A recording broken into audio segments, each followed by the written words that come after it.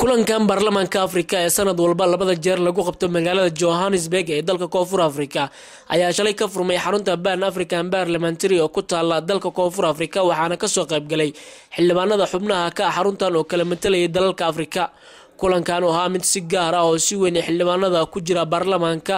u sugayeen ayaa waxa lagu lafagurayay arrimo badan oo ugu muhiimsanayeen dhaqaalaha ku baxa ururka midowga Afrika oo xaruntoodu tahay magaalada Addis Ababa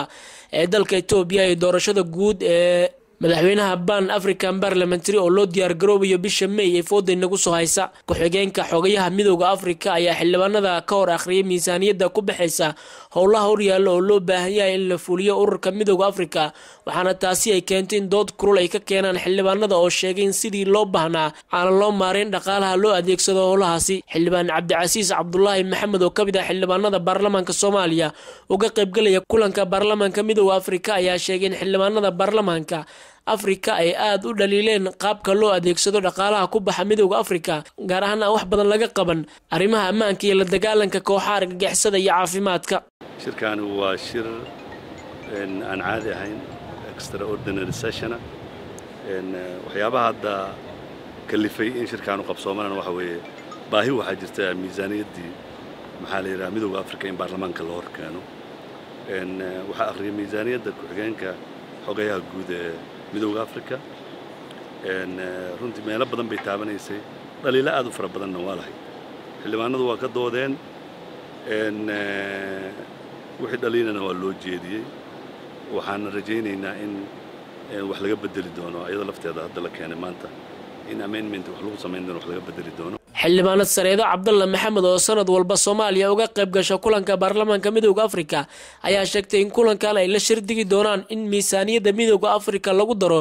sidii loo soo afjari lahaa la dagaalanka lagula jiro kooxaha argagixisada Soomaaliya isla markaana ciidamada Soomaaliya ay awood buuxa ugu yeelan lahaayeen sugidda amniga dalka. annaga wax noogu daran waa security-ga Afrika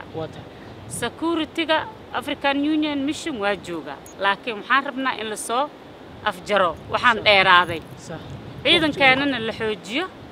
oo ciidamadeena ay noqdaan xariyahoodii caadiga ah ay lahaan jireen in loo hagaajiyo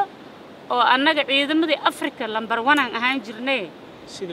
sidii in mataqaana ciidanka uu ku socdo il iyo saxiix iyo hooy iyo magaca mishaar lagu bixiyo ayaan rabnaa hadii Ilaahay yiraahdo. waxaa sidoo kale kulanka baarlamaanka midowga Afrika ka qayb galay xildhibaanada dawladda walaalaha Djibouti. waa fursad aad u weyn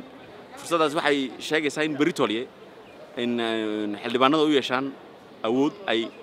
ku su'aali karaan maxay in komisiyonka Addis Ababa fadhida in budget in miisaaniyadda in Afrikada ay tiraahdo halka maxaa laga qabtay in intaas oo lacag halkee bay martay. si kastaba haatee kulanka ayaa la filayaa in la soo gabagabeeyo dhawaan lagana soo saaro war murtiyad qeexaya nuxurka kulankan gaarka oo yeesheen xildhibaanada baarlamaanka Afrika. Cabdullaahi Maxamed Amiin Cabdullaahi Qorshe telefishinka qaranka Soomaaliya xarunta baarlamaanka Afrika magaalada Johannesburg dalka Koonfur Afrika.